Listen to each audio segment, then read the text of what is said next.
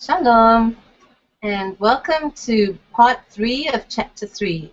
We're finishing chapter 3 in this installment, and it's starting with summer on Mount Zion. As Shavuot passed, Mount Zion settled down again to its customary peace. The echoes of the singing human voices continued for a while, and then they too ceased. The birds sang as though in celebration of the fact that it was again a Sabbath morning, and it was summer on Mount Zion. Through the open window came the scented breath of the garden.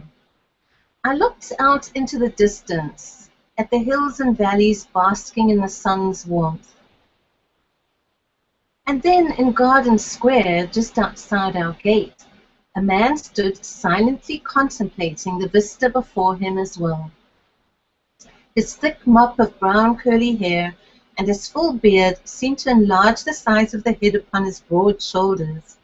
Although short in stature, his strong muscular figure gave the impression of power, strength, and vitality. David Palumbo stood relaxed on this Sabbath morning beside his sculpture wings just near our gate. As with all his works, he had succeeded in imprinting his personality on it.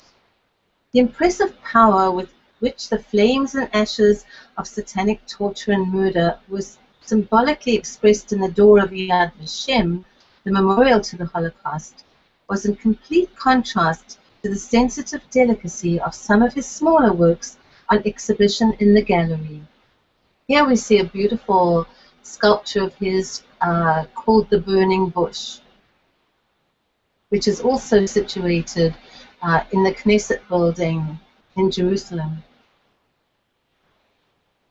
In these, cold, hard iron had been transformed into forms and patterns of such beauty that they stirred within one the same joy as a tracery of leaves against the sky, a butterfly clinging to the heart of a flower, or a sensuous curve carved by nature. I went down to the garden, and David looked over the railings. "You've a beautiful garden," he said. "I could never make a garden like this. But then, you could not produce my sculpture, so we'll each keep to that for which we have talent and enjoy each other's works." His smile lit up his whole face, and as always brought a twinkle to his eyes. Yona came out of the gallery carrying little Paulita, and David went to fetch her pram. This was their day of rest, and with Paulita comfortably seated in her baby carriage, gazing blissfully at the big world around her, the proud and happy parents strolled down the road pushing the pram. I watched them walk slowly down the road normally used for military traffic. Across the border, the Jordanian soldiers were also watching. The peace of the Shabbat had cast its spell over the scene, as though some unseen power would take the men's hands off their loaded guns and put them in their neighbors' hands instead, in a clasp of friendship and goodwill. As the sun warmed the Sabbath morning, I saw the figure of Rabbi Tolensky coming from the direction of David's tomb. On his head was a fur-brimmed hat. His long blue silk Sabbath kaftan glistened in the sunshine. Now here you see a picture of an Orthodox Jew with the fur stremel, as they called, and the light blue kaftan, which especially worn on Shabbat by this particular group. But of course, this is Rabbi Tolensky was a lot younger. This was maybe a picture taken years later. So he was much younger, and with his quick, light step, he reached our door and came in with his usual happy smile. "Shabbat Shalom," he called as he entered the gate. His long side locks were carefully curled, and his clean white shirt could be seen through his beard. I wondered anew how anyone could emerge from the one small damp room in which he lived with his family in that state of trimness and happiness. For Rabbi Tolensky, the Sabbath was a day of reverence and respect. the day of Shabbat joy and gladness. He saw the world as his Creator had done on the seventh day. He saw that it was good. We stood on the balcony, looking across the hills and valleys to the distant mountains shrouded in the morning haze, and we both saw indeed that it was good. If only the heart of mankind could be filled with that goodness, I said with a deep sigh. When Messiah comes, said Rabbi Tolensky, then we shall have peace on earth. How do you think of the Messiah? I asked him. He was very quiet for some moments. Then, looking down at the garden beneath us, he said, "You've a very beautiful garden here on Mount Zion, full of flowers. It is like the family of King David. Every member of his family is good, just as every flower in your garden is beautiful. But there is one flower in David's garden which is more beautiful than any other, even too beautiful for this earth. So it is kept in heaven until mankind is ready to receive it." After a little pause, he said, "God asks us to keep his commandments, to be obedient to the Torah, and then he will send that flower, that beautiful flower from heaven, the Messiah, who will bring peace on all the earth." As we were talking, two guests arrived, a lady from Jerusalem with a friend from England, on her first visit to Israel.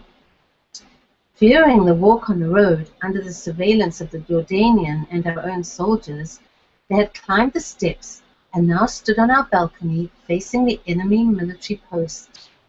A much surprised English visitor remarked, "How can you live so near the border and not be afraid?" "So many Israelites live near the border," I replied. "There's no place for fear in Israel. Work has to be done, developing, building, making the land fruitful, and defending the homeland. Faith dispels fear." Soon we were joined by Albert and a few members of the congregation of the little synagogue after the Shabbat service.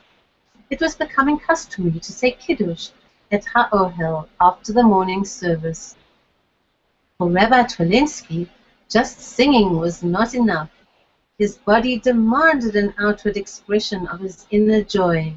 He began to dance to the rhythm of his song.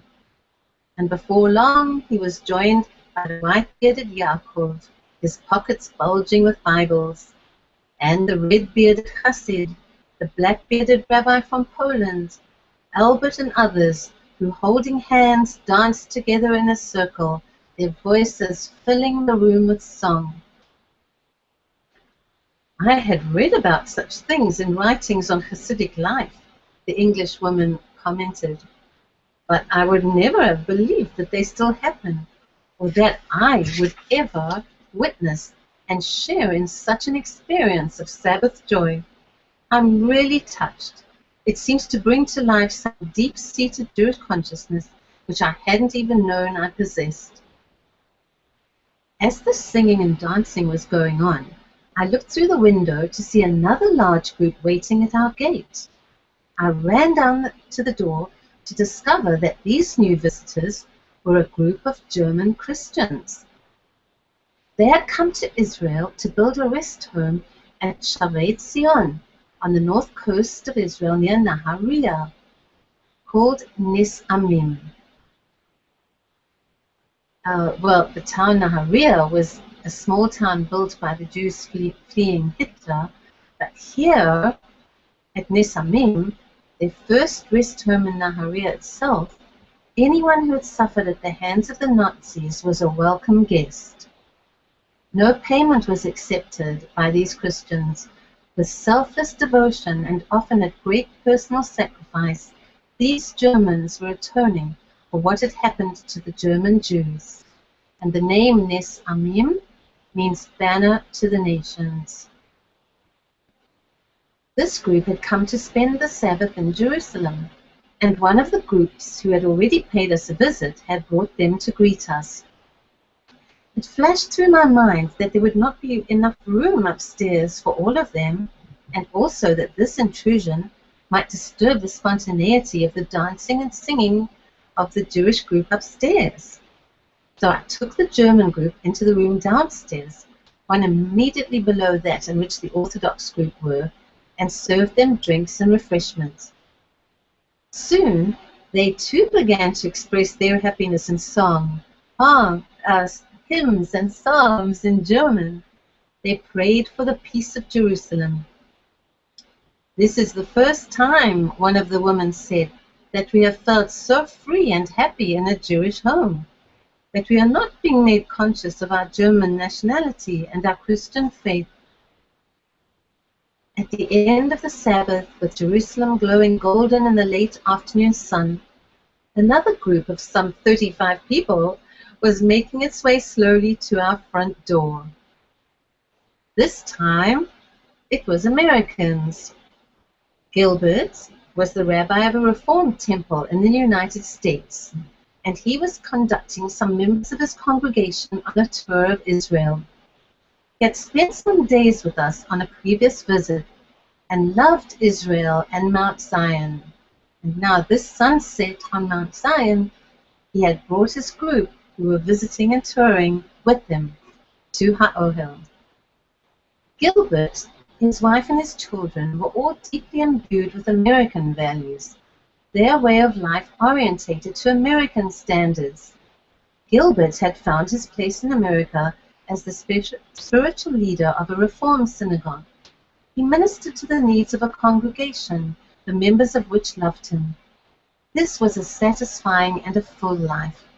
He had always thought, a life comparatively free of problems. That was until Jerusalem had spun its golden thread about him, from which he was, in fact, never to disentangle himself. Gilbert had always been drawn to Jerusalem.